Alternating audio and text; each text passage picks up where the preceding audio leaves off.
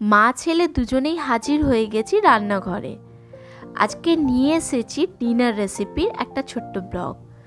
So by the way, আমি তুহিনা, আমার এই ছোট্ট ব্লগে আপনাদের অনেক অনেক স্বাগত জানাই।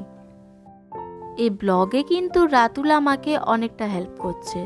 প্রথমেই আমি এখানে নিয়েছি চাল আর ডাল। রেসিপিটা হচ্ছে শীতকালের জন্য একটা বেস্ট রেসিপি, খিচুড়ি। এই খিচুড়িতে কিন্তু একটা টুইস্টও আছে।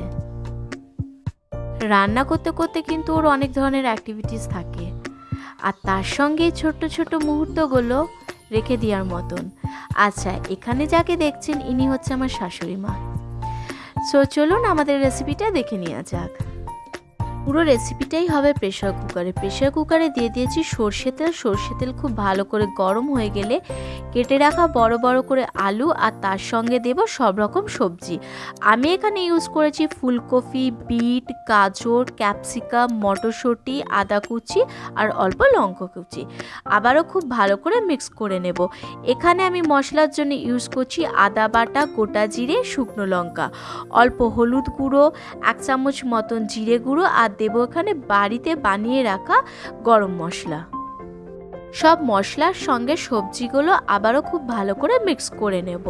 দিয়ে দেব এখানে একটা গোটা টমেটো হালকা গলে গেলে এখানে একটা টুইস্ট আছে, দেব এখানে এভারেস্টের সাম্বার মশলা। এভাবে একবার ট্রাই করে দেখুন। বাড়িতে যদি সাম্বার মশলা অ্যাভেলেবেল থাকে, সো আপনারা 1 চামচ মতন খিচুড়িতে দিয়ে দেখুন, একদম টেস্টটা আলাদাই হয়। আমি এখানে নিয়েছি 1 কাপ মতন মুসুরির ডাল আর 1.5 কাপ মতন চাল। খুব ভালো করে ধুয়ে দিয়ে দিয়েছি, আর এখানে দিয়েছি স্বাদ অনুযায়ী সল্ট। আবারও খুব ভালো করে মিশিয়ে দেব এখানে গরম জল। 3টে থেকে 4টে সিটি দেব।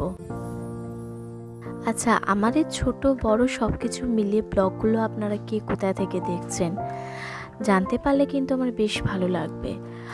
আমাকে একজন বাংলাদেশ থেকে একটা খুব মিষ্টি কমেন্ট লিখেছিলেন, তার জন্য অনেকটা থ্যাংক ইউ, আর এত ভালোবাসার জন্য অনেক অনেক থ্যাংক ইউ। আমার এখানে খিচুড়ি কিন্তু খুব ভালো করে সেদ্ধ হয়ে গেছে। একটা হাতাতে 1 চামচ মতন ঘি, অল্প ধনে পাতা, 1 চামচ মতন হিং আর একটা কাঁচা লঙ্কা দিয়ে খুব ভালো করে ভেজে নেব। দিয়ে দেব খিচুড়ির ওপরে, খুব ভালো করে মিশিয়ে নেব।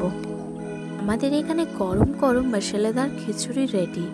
গরম গরম বেগুন ভাজা আর আলু ভাজা দিয়ে সার্ভ করে দিতে হবে। আবারও দেখা হবে একটা নতুন রেসিপি নিয়ে, নতুন ব্লগের সঙ্গে।